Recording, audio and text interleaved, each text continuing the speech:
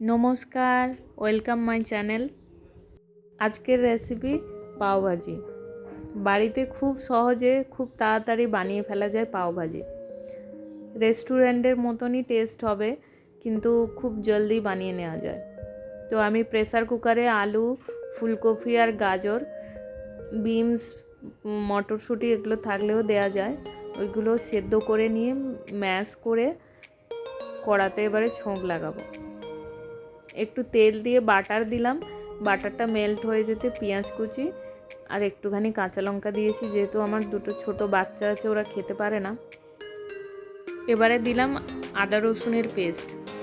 আদা রসুনের পেস্টটা আমি সপ্তাহে একদিন বেটে ডিপ ফ্রিজে বড়ির মতন করে কিউব বানিয়ে রেখে দিই, তো ওই দুটোই দিলাম।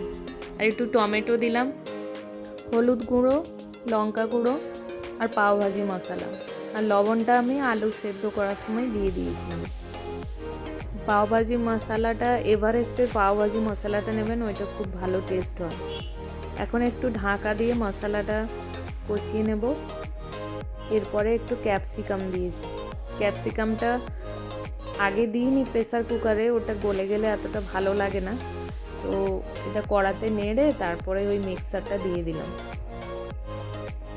এটা ভালো করে মিশিয়ে একটু উপর থেকে ধনেপাতা কুচি ছড়িয়ে দিলেই হয়ে যাবে পাওভাজি। এটা ভাজিটা হলো, এবার পাওটা বানাবো তাওয়াতে।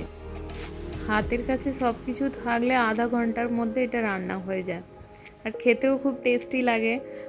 এটা বাড়িতে বানিয়ে বাচ্চাদেরকে খাওয়াবেন, এটা খুব টেস্টি হয়।